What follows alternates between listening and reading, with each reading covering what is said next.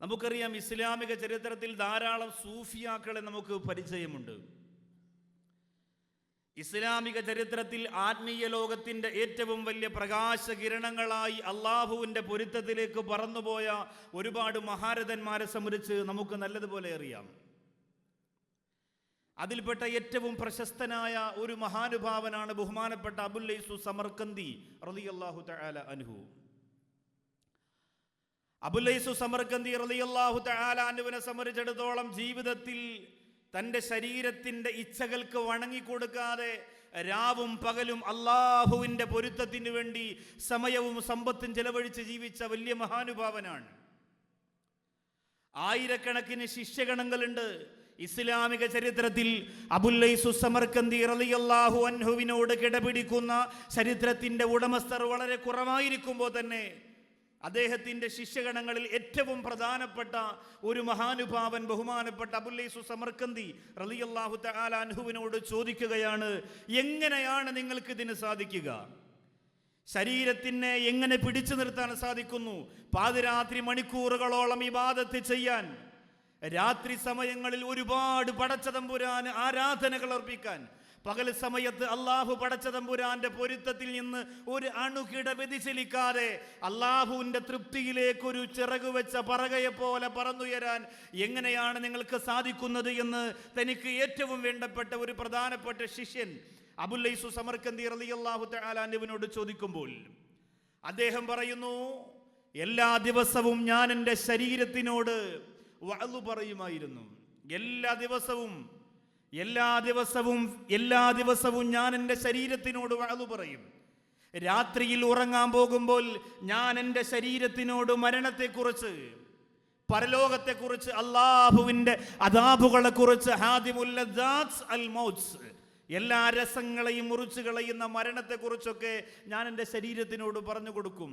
പക്ഷേ ആ ശരീരം അത് കേൾക്കുമ്പോൾ മനസ്സിലുണ്ടാകുന്ന ഒരു ഭയമല്ലാതെ അത് കഴിഞ്ഞാൽ പിന്നെ ശരീരത്തിന് ഭയമില്ല. ഈ ഇസ്ലാമിക് സെന്ററിൻ്റെ മനോഹരമായ ഈ വേദിയിൽ എത്ര വിഷയം നിങ്ങൾ കേട്ടു, എത്ര പ്രഭാഷകന്മാർ വന്ന് ഇസ്ലാമിക് സെന്ററിൻ്റെ പ്രവർത്തനം അല്ലാഹു വിജയിപ്പിക്കട്ടെ.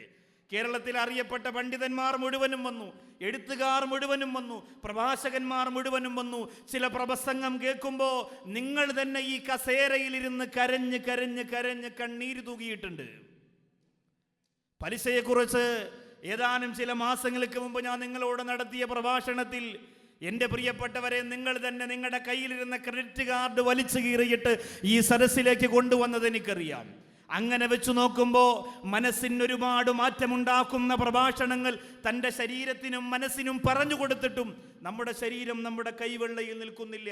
വീണ്ടും വ്യഭിചാരത്തിലേക്ക്, വീണ്ടും കള്ളിലേക്ക്, വീണ്ടും അനാവശ്യത്തിലേക്ക്, വീണ്ടും അനാശാസ്യത്തിലേക്ക് നമ്മുടെ ശരീരം പൊയ്ക്കൊണ്ടിരിക്കുമ്പോൾ ബഹുമാനപ്പെട്ട അബുല്ലൈസു സമർക്കന്ദി റളിയല്ലാഹു തആല അൻഹു പറയുന്നു, ആ ഒരു പ്രസംഗം കൊണ്ട് എൻ്റെ ശരീരത്തെ എനിക്ക് പിടിച്ചു നിർത്താൻ കഴിഞ്ഞില്ല. എല്ലാ ദിവസവും ഞാൻ എൻ്റെ ശരീരത്തിന് ആ രീതിയിലൂടെ കാര്യങ്ങൾ പറഞ്ഞു മനസ്സിലാക്കി കൊടുത്തു, പക്ഷേ കഴിഞ്ഞില്ല. അവസാനം എൻ്റെ ശരീരത്തെ പിടിച്ചു നിർത്താൻ എനിക്ക് കഴിഞ്ഞത്, എൻ്റെ ശരീരപ്പെട്ട ശരീരം ആഗ്രഹിക്കുന്ന ഭക്ഷണം ഞാൻ കൊടുത്തില്ല. എൻ്റെ ശരീരം ഭക്ഷണം വേണമെന്ന് ആഗ്രഹിക്കുമ്പോൾ ഞാൻ കൊടുത്തില്ല. വെള്ളം വേണമെന്നാഗ്രഹിക്കുമ്പോൾ ഞാൻ കൊടുത്തില്ല. സുഖം വേണമെന്നാഗ്രഹിക്കുമ്പോൾ ഞാൻ കൊടുത്തില്ല. എൻ്റെ ശരീരത്തിന് ആവശ്യമുള്ള ഒരു സന്തോഷവും കൊടുക്കാതെ എൻ്റെ ശരീരത്തെ ഞാൻ പട്ടിണിക്കിടുകയും കഷ്ടപ്പെടുത്തുകയും ചെയ്തപ്പോൾ കാരുണ്യവാനായ പടച്ചതമ്പുരാൻ എൻ്റെ ശരീരത്തെ കീഴ്പ്പെടുത്താനുള്ള കഴിവെനിക്ക് തന്നു. ഇപ്പോൾ ഞാൻ പറയുന്ന സ്ഥലത്ത് എൻ്റെ ശരീരം നിൽക്കുകയാണ്. അങ്ങനെ നമ്മുടെ ശരീരത്തെ പിടിച്ചു നിർത്താൻ വേണ്ടിയാണ് കടിഞ്ഞാണില്ലാത്ത കുതിരകളെ പോലെ 11 മാസവും ദുനിയാവിൻ്റെ രസത്തിൻ്റെ പിന്നാലെ പരക്കം പാഞ്ഞുകൊണ്ടിരിക്കുന്ന ശരീരത്തെ റമളാൻ എന്ന് പറയുന്ന കടിഞ്ഞാനിട്ട് പിടിച്ചു നിർത്താൻ അല്ലാഹു സുബ്ഹാനഹു വ തആല ഏറ്റവും വലിയ സൗഭാഗ്യത്തിലൂടെ അഹങ്കാരത്തിൻ്റെ, അഹംഭാവത്തിൻ്റെ ഒരു മനോഭാവത്തിലേക്ക് കടന്നു പോകുന്ന നമ്മുടെ ശരീരത്തെ പിടിച്ചു നിർത്താൻ പരിശുദ്ധ റമളാനിലൂടെ അല്ലാഹു ആഗ്രഹിക്കുകയാണ്. കുത്തിബ അലൈക്കുമുസ്സിയാം കമാ കുത്തിബ അലല്ലദീന മിൻ ഖബ്ലിക്കും. അല്ലാഹുവിൻ്റെ ഖുർആൻ പറഞ്ഞു, നിങ്ങൾക്ക് റമളാൻ നിർബന്ധമാക്കിയിരിക്കുന്നത് എന്തിനാണ്? ലഅല്ലക്കും തത്തഖൂൻ, നിങ്ങളുടെ ശരീരത്തെ നിങ്ങൾ ഭക്തിയുള്ളവരായി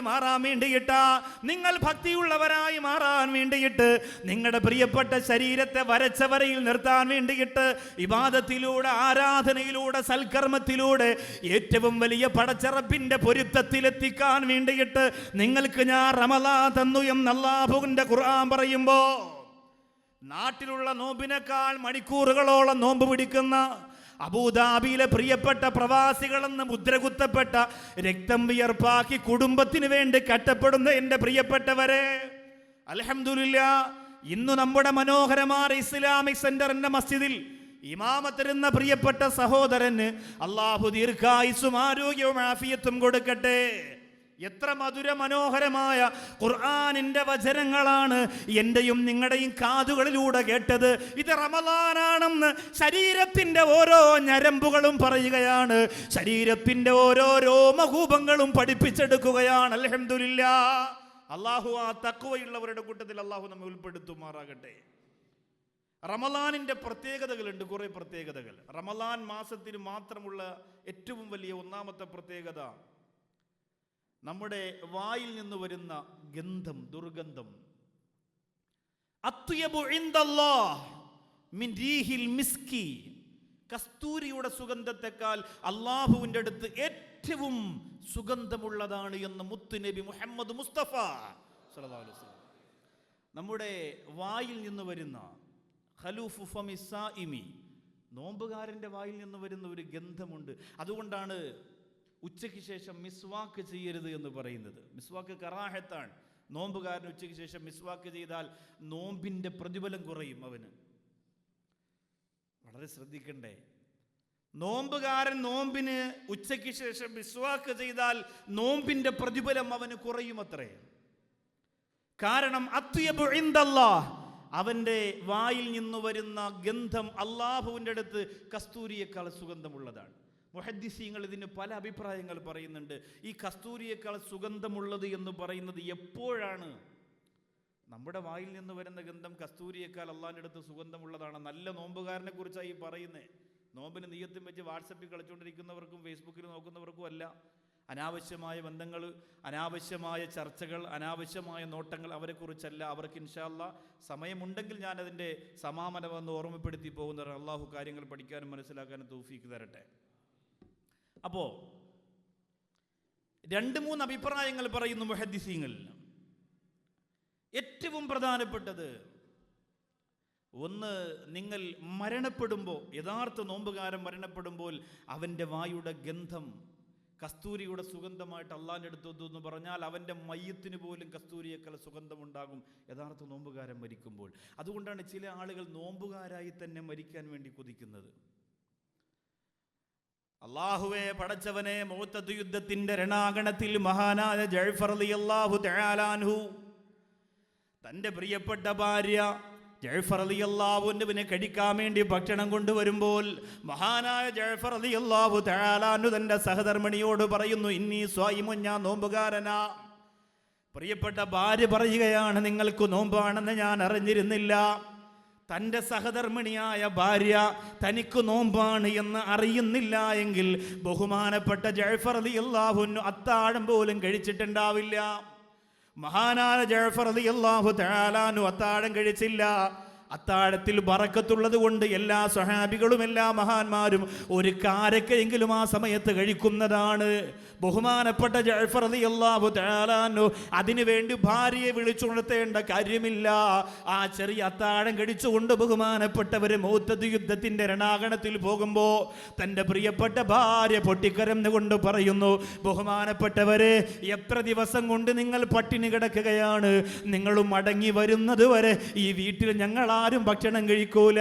മഹാനായ ജഅഫർ റളിയല്ലാഹു തആല അൻഹു പറഞ്ഞു, പെണ്ണെ, അല്ലാഹു എനിക്ക് ആയുസ് തന്നാൽ ഇന്നത്തെ യുദ്ധത്തിന്റെ രണാങ്കണത്തിൽ ഷഹീദായി അല്ലാഹുവിന്റെ സ്വർഗത്തിലേക്ക് പറന്നു പോകുന്ന ഒരു ഭാഗ്യം എനിക്ക് തരാതെ അല്ലാഹു എന്നെ മടക്കി കൊണ്ടുവന്നാൽ എൻ്റെ പ്രിയപ്പെട്ടവളെ, നമുക്ക് ഒരുമിച്ചിരുന്ന് ഭക്ഷണം കഴിക്കാമെന്ന് പറഞ്ഞ് മഹാനായ ജഅഫർ റളിയല്ലാഹു തആല അൻഹു യുദ്ധത്തിന്റെ രണാങ്കണത്തിലേക്ക് പോകുമ്പോൾ അല്ലാഹുവിന്റെ റസൂൽ എടുത്തു കൊടുത്ത പതാക തന്റെ വലത്തെ കയ്യിൽ പിടിക്കണമെന്ന് മുത്ത് റസൂല് പറഞ്ഞു കൊടുക്കുമ്പോ അത് വലത്തെ കൈ കൊണ്ട് പിടിച്ചുപോയ മഹാനായ ജഅഫർ റളിയല്ലാഹു തആല അൻഹു ആ വലത്തെ കൈ വെട്ടിമാറ്റി ഇടത്തെ കൈ വെട്ടിമാറ്റി വലത്തെ കാല് വെട്ടിമാറ്റി ഇടത്തെ കാല് വെട്ടിമാറ്റി അല്ലാഹുവിന്റെ ദീനിന് വേണ്ടി നോമ്പ് പിടിക്കുന്ന അബൂദാബിയിലെ എൻ്റെ പ്രിയപ്പെട്ട ചെറുപ്പക്കാരാ, ഒരു 15 മണിക്കൂർ പട്ടിണി കിടക്കുമ്പോ, ഒരു 14 മണിക്കൂർ പട്ടിണി കിടക്കുമ്പോ നാട്ടിലുള്ള എത്ര ചെറുപ്പക്കാരോടാണ് നീ വിളിച്ചു പറഞ്ഞത് ഞാനാണ് വലിയ നോമ്പുകാരൻ, എനിക്ക് 15 മണിക്കൂറുണ്ട്, എനിക്ക് 16 മണിക്കൂറുണ്ടെന്ന് പറഞ്ഞ് പറഞ്ഞ് പറഞ്ഞ് പറഞ്ഞ് ആ നോമ്പിന്റെ പ്രതിഫലം കളയുന്ന മടയന്മാരായ അബൂദാബിയിലെ ചെറുപ്പക്കാരാ മഹാനായ ജഅഫർ റളിയല്ലാഹു തആല അൻഹു ആ യുദ്ധത്തിന്റെ രണാങ്കണത്തില് നോമ്പുകാരനായിട്ട് ശരീരത്തിന്റെ ഓരോ ഭാഗങ്ങൾ വെട്ടിയെറിഞ്ഞ് കഷണങ്ങളായി വലിച്ചെറിയപ്പെടുമ്പോ ഓടി വരികയാണ് ഒരു പ്രിയപ്പെട്ട സഹാബി, ഒരു പാത്രത്തിൽ വെള്ളവും കൊണ്ട് മഹാനായ ജഅഫർ റളിയല്ലാഹു അൻഹുവിന്റെ വാക്യകത്തെ കുടിച്ചു കൊടുക്കുമ്പോ കൈകൊണ്ട് തട്ടിയിട്ട് പറയുന്നു, ഞാൻ നോമ്പുകാരനാണ്, ഞാൻ നോമ്പുകാരനായി മരിക്കാൻ കൊതിക്കുന്നവനാണ്. മഹാനായ ജഅഫർ റളിയല്ലാഹു അൻഹു, നഫീസത്തുൽ മിസ്രിയ റളിയല്ലാഹു തആല അൻഹാ, ആ മഹദി ലോകത്തിൽ നിന്ന് വിട പറയാൻ നേരം തൻ്റെ പ്രിയപ്പെട്ട പരിചാരക വെള്ളം കൊണ്ട് കൊടുത്തപ്പോൾ പറഞ്ഞു, 30 വർഷം കൊണ്ട് അള്ളാഹുവിലേക്ക് ഞാൻ ഏറ്റവും കൂടുതൽ ദുആ ചെയ്യുന്നത് എനിക്ക് നോമ്പുകാരിയായി മരിക്കണം എന്നതാണ്. ഈ വളരെ അടുത്ത സമയം കണ്ണൂർ ജില്ലയുടെ ചക്കരക്കല്ലോ സ്ഥലത്തൊരു മകൻ ബേക്കറിയിൽ പണിയെടുത്തിട്ട് മിഅ്റാജ് നോമ്പിൻ്റെ ചക്കരക്കല്ലല്ലേ അവിടാണെന്ന് തോന്നുന്നു. ആ സ്ഥലത്തൊരു സാധുവായ കുടുംബത്തിലെ പ്രിയപ്പെട്ട കൂട്ടുകാരൻ, കുഞ്ഞുമകൻ 14 വയസ്സേ ഉള്ളൂ. തൻ്റെ പഠനം കഴിഞ്ഞിട്ട് പാർട്ട് ടൈം ജോലിക്ക് പോകുന്നു ബേക്കറിയിൽ. അവിടെ പോയി ഇത് വൃത്തിയാക്കുക, ആ സാധനങ്ങളൊക്കെ എടുത്ത് വെച്ചു കൊടുക്കുക, അവിടെ നിന്ന് കിട്ടുന്ന കാശ് കൊണ്ടുവന്ന് തൻ്റെ പ്രിയപ്പെട്ട ഉമ്മാക്ക്, തൻ്റെ കുടുംബത്തിന് അത്താണിയാകുന്ന 14 വയസ്സുകാരൻ. നിങ്ങളൊന്നും വലിയ അഭിമാനം പറയാൻ അർഹതപ്പെട്ടവരല്ല. നിങ്ങൾ പറയും 20 കൊല്ലം കൊണ്ട് ഞാൻ അബൂദാബിയിൽ, 30 കൊല്ലം കൊണ്ട് അബൂദാബിയിൽ ഉസ്താദേ ഞാൻ എൻ്റെ കുടുംബത്തിന് വേണ്ടി അങ്ങ് കിടന്ന് കഷ്ടപ്പെടുകയാണ്. ഒരു യോഗ്യതയും നമുക്കില്ല പറയാൻ. നമ്മളാരും ജീവിതത്തിൽ ചില മക്കളുടെ കഷ്ടപ്പാട് വെച്ച് നോക്കുമ്പോൾ നമ്മളാരും കഷ്ടപ്പെടുന്നില്ല. നിങ്ങളുടെയൊക്കെ അവസ്ഥ എന്താ? നിങ്ങൾ പിടിക്കുന്ന നോമ്പിന്റെ ശക്തി അറിയിക്കാൻ വാട്സപ്പിലൂടെ വെയിലത്ത് എണ്ണ വെച്ചിട്ട് പപ്പടം ചുട്ടവരാണ് പ്രവാസികളായ നിങ്ങൾ. പിന്നാണോ ബാക്കിയുള്ളവരെ കഥ പറയാം? നിങ്ങളുടെ നോമ്പിൻ്റെ കാര്യം പോക്ക. നിങ്ങൾ നാഴിക്ക് 40 വട്ടം നാട്ടിൽ വിളിക്കുമ്പോൾ വൈഫിനോട് ചോദിക്കും, നോമ്പ് തുറക്കാൻ സമയം എവിടെയായി? എനിക്ക് ഇനിയും ഉണ്ട് 4 മണിക്കൂർ ഇതാ കിടക്കണമെന്ന് പറയില്ലേ. അപ്പൊ നമ്മുടെ നോമ്പാണ് പോവാ, നമ്മുടെ നോമ്പ് നഷ്ടപ്പെടും, അതിൻ്റെ പ്രതിഫലം പോകും. എന്തിനാണ് വെറുതെ പറഞ്ഞു നമ്മൾ വലിയ മിടുക്കന്മാരാകാനാണ് പറയാ, പക്ഷെ പ്രതിഫലം കിട്ടൂല. അസൗമുല്ലി, നോമ്പ് എനിക്കുള്ളതാണ് എന്ന് കാരുണ്യവാനായ പടച്ചതമ്പുരാൻ അത്ര അവകാശത്തോടെ അല്ല പറഞ്ഞ അമലിനെ നമ്മൾ ഇല്ലാതാക്കരുത്. ആ പൊന്നുമോൻ മിഅ്റാജ് നോമ്പിൻ്റെ അന്ന് ബേക്കറിയുടെ ഫ്രിഡ്ജ് വൃത്തിയാക്കിക്കൊണ്ടിരിക്കുമ്പോൾ കറണ്ട് അടിച്ചു. അള്ളാഹു നമ്മെ കാത്തുരക്ഷിക്കട്ടെ. നിങ്ങളൊക്കെ എത്രയോ സ്ഥലങ്ങളിൽ ഇതുപോലെ പലവിധ ജോലികളുമായി ബന്ധപ്പെടുന്നവരാണ്. അള്ളാഹു താല നമ്മെ കാത്തുരക്ഷിക്കട്ടെ, നമ്മുടെ മക്കളെയും അള്ളാഹു കാത്തുരക്ഷിക്കട്ടെ. ആ പൊന്നുമോനെ കറണ്ട് അടിച്ചപ്പോ അടുത്തുള്ള ഹോസ്പിറ്റലിൽ ആ പ്രിയപ്പെട്ട പൊന്നുമോനെ കൊണ്ടുപോകുമ്പോൾ അവിടുത്തെ ഡോക്ടർ തുറന്ന് സമ്മതിക്കുകയാണ്, രക്ഷയില്ല. കുറച്ചുകൂടി ഫെസിലിറ്റീസ് ഉള്ള വലിയ ഒരു ഹോസ്പിറ്റലിലേക്ക് ആ പൊന്നുമോനെ കൊണ്ടുപോകാൻ തീരുമാനിക്കുമ്പോൾ വലിയ ഹോസ്പിറ്റലിലേക്ക് ആ പ്രിയപ്പെട്ട ഡോക്ടർ തന്നെ, മുസ്ലിം ഡോക്ടർ തന്നെ പൊന്നുമോനെ കൊണ്ടുപോകുമ്പോൾ അല്ലാഹുവേ, ആ ഡോക്ടർ ആ പൊന്നുമോന്റെ നാഡീഞരമ്പ് പിടിച്ചു നോക്കിയിട്ട് തീരുമാനിക്കുന്ന സാധ്യത വളരെ കുറവാണ്. എത്രയും പെട്ടെന്ന് ഈ പൊന്നുമോന് മരണത്തോട് മല്ലിട്ട് കൊണ്ടിരിക്കുന്നു, അവൻ എത്രയും പെട്ടെന്ന് മരിക്കുന്നതാണെന്ന് മനസ്സിലാക്കിയപ്പോൾ മരണവേദന കൊണ്ട് പിടയുന്ന പ്രിയപ്പെട്ട പൊന്നുമോന്റെ ചുണ്ടുകളിലേക്ക് ആ ഡോക്ടർ വെള്ളമെടുത്തൊഴിച്ചു കൊടുക്കാൻ പോകുമ്പോൾ 14 വയസ്സ് മാത്രമുള്ള പൊന്നുമോൻ 14 വയസ്സ് മാത്രമുള്ള പൊന്നുമോൻ ആ ഡോക്ടറുടെ കൈ പിടിച്ചിട്ട് പറയുകയാണ്, എനിക്ക് സുന്നത്ത് നോമ്പാണ്, മുത്ത് റസൂലിന്റെ മിഅ്റാജിന്റെ നോമ്പ് പിടിച്ചിട്ട് ഞാനങ്ങ് മരിക്കട്ടെ എന്ന് പറഞ്ഞ സഫ്രാസ് എന്ന 14 വയസ്സുള്ള പൊന്നുമോന്റെ യോഗ്യത പോലും ഈ റമദാനിൽ പറയാൻ നമുക്കില്ലാതെ വന്നാൽ, അല്ലാഹുവേ ഞങ്ങളെ കാക്കണേ പടച്ചവനെ. ഒറ്റ ദിവസമാണ്, റമദാനിന്റെ ഒരു ദിവസമാണ് കഴിഞ്ഞു പോയതെങ്കിലും ഈ റമദാനിന്റെ ഒരു ദിവസം ഇന്ന് എത്ര ആളുകളെ ശപിച്ചിട്ടുണ്ട് നമുക്കറിയില്ല. ഇന്ന് എത്ര ആളുകളെ റമദാനിന്റെ ഒരു ദിവസം ശപിച്ചിട്ടുണ്ട്. എത്ര പെണ്ണിന്, എത്ര ആണിന് ആ പരിശുദ്ധ റമദാനിന്റെ ഒരു ദിവസം ഇന്ന് ശപിച്ചിട്ടുണ്ട്. അല്ലാഹു കാത്തിരക്ഷിക്കട്ടെ.